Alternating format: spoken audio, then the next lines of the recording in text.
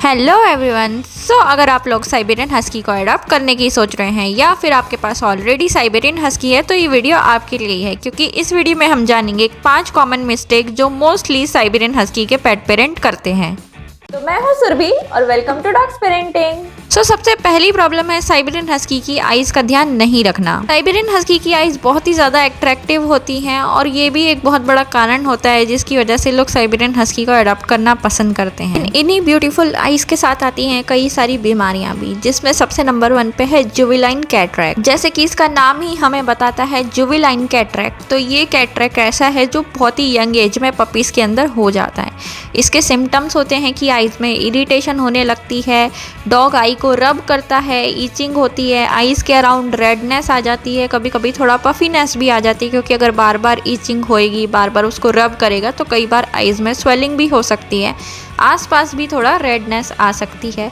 और इसी के साथ आईज के अंदर क्लाउड टाइप ऐसे दिखने लगता है, ग्रेइश सा कलर हो जाता है आईज का, या कई बार आईज के अंदर जैसे 2 कलर की आईज हैं डिफरेंट, एक आई राइट आई जो है ब्लू है और लेफ्ट आई जो है ब्राउन है, तो ब्राउन आई के अंदर ही कुछ अलग सा कलर, ग्रे सा कलर आने लगता है, तो ये जुवेनाइल कैटरैक्ट के सिम्टम्स हो सकते हैं। प्रिवेंशन सिर्फ यही है कि आप अपने साइबेरियन हस्की पपी की आईज हमेशा चेक कराते रहें जब भी आप अपने वेट के पास जाते हैं, स्पेशली जब आप फर्स्ट टाइम अपने पपी को लेके जाएं अपने वेट के पास तो उसका आईज का एग्जामिनेशन जरूर कराएं, जिससे डॉक्टर अच्छे से बता पाएं कि उसमें कोई लक्षण तो नहीं है जुवेनाइल कैटरैक्ट के, और उस हिसाब से उसको ट्रीट कर पाएं। कि पपी के अंदर कैटरैक्ट काफी ज्यादा बढ़ गया होगा तो कई बार इसमें सर्जरी की नौबत भी आ सकती है, लेकिन अगर कई बार ये बहुत ही कम अमाउंट में होगा तो कई बार इसको ट्रीटमेंट की जरूरत भी नहीं होती, पर ये सब चीजें आपके वेट ही अच्छे तरीके से आपको बता पाएंगे, इसलिए हमेशा अपने साइबेरियन हस्की की आईज चेक कराएं। सेकंड प्रॉब्लम आती है skin infection. Skin infection Siberian husky में बहुत ही ज्यादा देखे गए हैं और मोस्ट ऑफ द टाइम ये इस वजह से होते हैं क्योंकि कई बार इनके पेट पेरेंट ठीक से इनकी ग्रूमिंग नहीं करते हैं। हस्की का डबल लेयर कोट होता है और ये काफी वुली कोट होता है जो इसको काफी ज्यादा हार्ड बनाता है ग्रूमिंग करने में। मोस्ट ऑफ द टाइम लोग रेगुलर ग्रूमिंग नहीं करते, जिसकी वजह से जो डेड हेयर होते हैं वो भी नॉर्मल हेयर्स में फंसे रह जाते हैं, जिसकी वजह से उसमें कई सारे बैक्टीरिया लग जाते हैं और स्किन में इजीली इन्फेक्शन हो जाता है, और कई बार ये टिक्स का भी घर बन जाते हैं। और टिक्स इन्फेक्शन एक काफ़ी ज़्यादा सीरियस बीमारी है डॉग्स के अंदर, जितनी ही सीरियस बीमारी डेंगू है ह्यूमंस के अंदर। स्किन इन्फेक्शन या हेयर फॉल जिंक डेफिशिएंसी की वजह से भी हो सकते हैं। जिंक की डेफिशिएंसी का हेयर फॉल यूजुअली मुंह पे ज़्यादा होता है, यानी कि आईज के अराउंड, ईयर्स के अराउंड, लिप्स के अराउंड या फिर एल्बो और फीट पे। अगर आप इस तरीके का हेयर फॉल नोटिस करते हैं अपने साइबेरियन हस्की में तो अपने वेट से इस बारे में ज़रूर बात करें कि उसको जिंक डेफिशिएंसी तो नहीं है। इसी के साथ कई सारे लोग अपने साइबेरियन हस्की की ग्रूमिंग से बचने के लिए उसको शेव करा देते हैं, लेकिन वहीं पे ये इनकी स्किन इरिटेशन को और भी ज़्यादा बढ़ा देता है। किसी भी डॉग का जो नेचुरल कोट होता है वो उनके क्लोथ्स की तरह काम करता है, जो उनको गर्मी में धूप से बचाता है और सर्दी में ठंड से बचाता है। वहीं पे साइबेरियन हस्की का कोट जो होता है वो गर्मी में शेड होके अपने आप ही कम हो जाता है, जिससे इनको ज्यादा गर्मी नहीं लगती है और इनको कटिंग की तो बिल्कुल भी जरूरत नहीं होती है। लेकिन वहीं पे अगर आप इनकी बॉडी को शेव करा देंगे तो इनको डायरेक्ट सनलाइट पड़ेगी, जिससे कि इसके अंदर स्किन इरिटेशन, स्किन बर्निंग और कभी कभी तो स्किन कैंसर तक की प्रॉब्लम हो सकती है।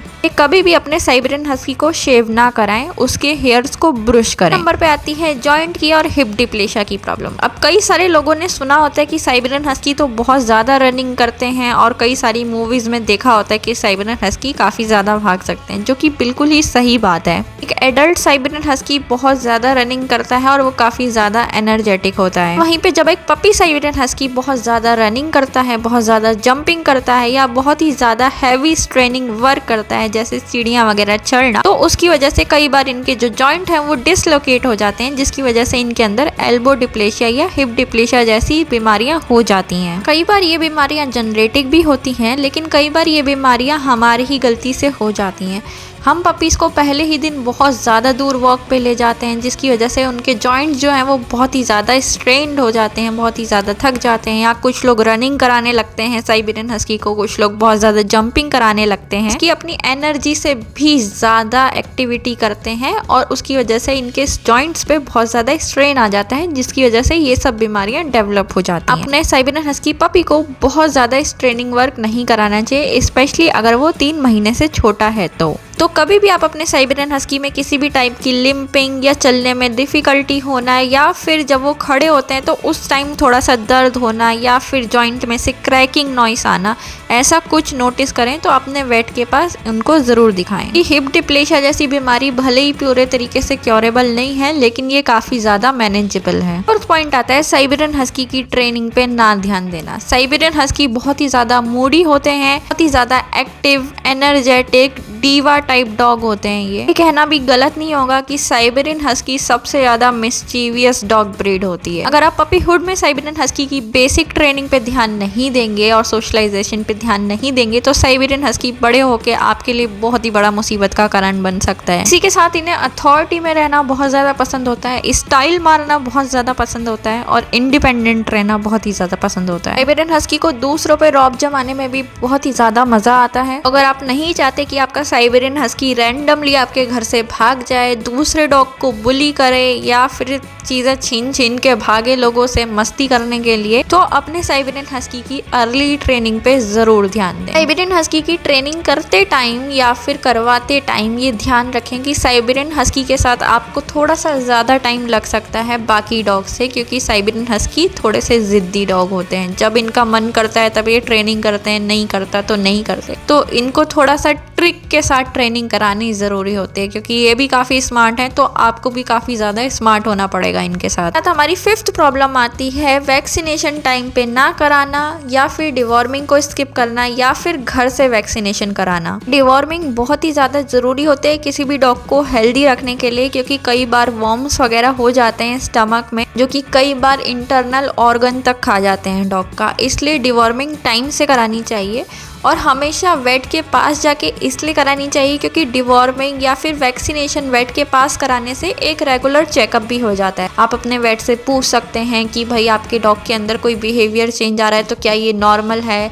या फिर ये कोई प्रॉब्लम है, या फिर आप अपने डॉग का वेट चेक करा सकते हैं और आपके वेट आपको बता सकते हैं कि उसके अंदर कोई ओबेसिटी तो नहीं है या वो अंडरवेट तो नहीं है या फिर उसको कोई खाना की चेंज करने की ज़रूरत है या नहीं है। ऐसे कई सारे कॉमन चीज़ें होती हैं जो आप अपने वेट के पास रेगुलर जब आप वैक्सीनेशन के लिए जाते हैं तो पूछ सकते हैं। यही कॉमन चीज़ें आपके डॉग को कई सारी बड़ी बीमारियों से बचा लेती हैं। मान लीजिए आपके डॉग को आयरन डेफिशिएंसी है और अगर आप उसका रेगुलर वेट चेकअप कराएंगे तो वो आइज वगैरह चेक करके भी बता सकते हैं कि उसको आयरन डेफिशिएंसी है। लेकिन अगर आप घर से ही वैक्सीनेशन कराएंगे तो ये सब आपको तब पता चलेगा जब आपके डॉग को ऑलरेडी एनीमिया हो चुका होगा, जब उसको ऑलरेडी चक्कर आ रहा होगा और फिर आपको वहाँ पे जाके ब्लड चढ़वाना पड़ेगा अपने डॉग के।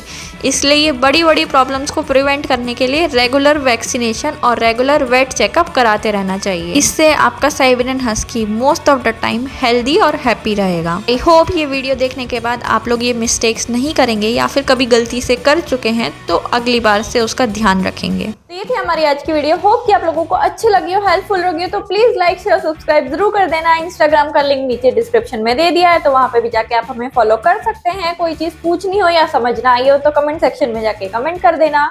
आज के लिए बस इतना ही, मिलते हैं अगली वीडियो में। अभी के लिए बाय बाय।